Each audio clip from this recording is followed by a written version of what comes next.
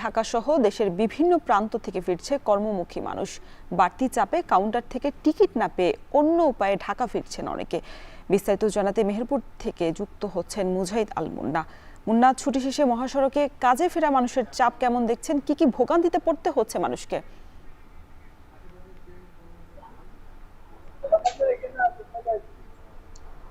রওশন, আপনাকে জানিয়ে রাখি, ত্রয়োদশ জাতীয় সংসদ নির্বাচনের ভোট গ্রহণ শেষে যারা কর্মমুখী মানুষ তারা কিন্তু মেহেরপুর থেকে ঢাকা, চিটাগাং, বরিশাল সহ দেশের বিভিন্ন প্রান্তে কিন্তু ফিরতে শুরু করেছে।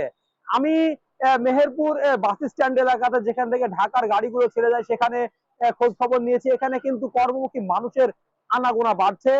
বিভিন্ন এলাকা থেকে, জেলার 3 উপজেলার বিভিন্ন গ্রাম থেকে যারা কর্মমুখী মানুষ দেশের বিভিন্ন প্রান্ত থেকে তারা ভোট দেওয়ার উদ্দেশ্যে মেহেরপুরে এসেছিলেন, তারা কিন্তু ইতিমধ্যে ফিরতে শুরু করেছে। গতকাল রাত থেকেই কিন্তু পরিবহনগুলোতে ব্যাপক চাপ আমরা লক্ষ্য করেছি। আমি কয়েকজন ঢাকাগামী যাত্রীর সাথে কথা বলেছি, তারা আমাকে জানিয়েছেন যে টিকিট যেন একেবারে সোনার হরিণ। অনেকেই অনেক কষ্ট করে ঢাকায় ফিরছে, অনেকে টিকিট পেলে অনেকেই কিন্তু এখনো পর্যন্ত টিকিট নামের যে সোনার হরিণ সেটা এখনো পায়নি। তাই কর্মে ফেরা নিয়ে তারা বেশ দুশ্চিন্তায় রয়েছে।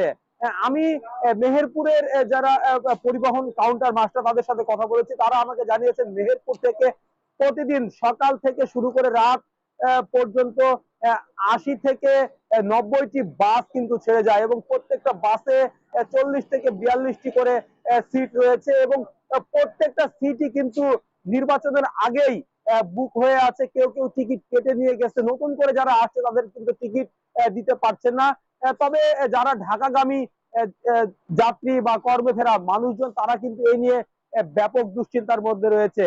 আপনাকে আরেকটি বিষয় বলে রাখি, মেহেরপুরে কিন্তু এবার বেশ উৎসব মুখর পরিবেশে ভোট গ্রহণ হয়েছে এবং মেহেরপুর 1 এবং 2 আসন মিলিয়ে এখানে প্রায় 72% ভোটার ভোট প্রয়োগ করেছে।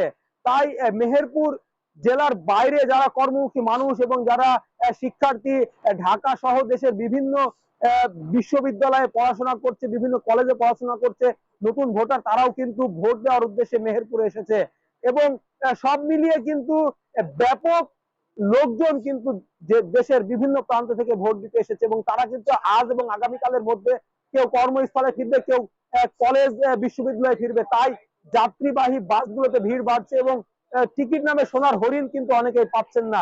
রওশন, এই ছিল মেহেরপুর থেকে কর্মমুখী এবং শিক্ষার্থীদের ভোট শেষে ফেরার সর্বশেষ পরিস্থিতি। রওশন, নির্বাচনের ছুটি শেষে এরই মধ্যে নিজ নিজ গন্তব্যে ফিরতে শুরু করেছেন মানুষেরা। মেহেরপুর থেকে সেই খবরই জানাচ্ছিলেন সহকর্মী মুজাহিদ আল মুন্না।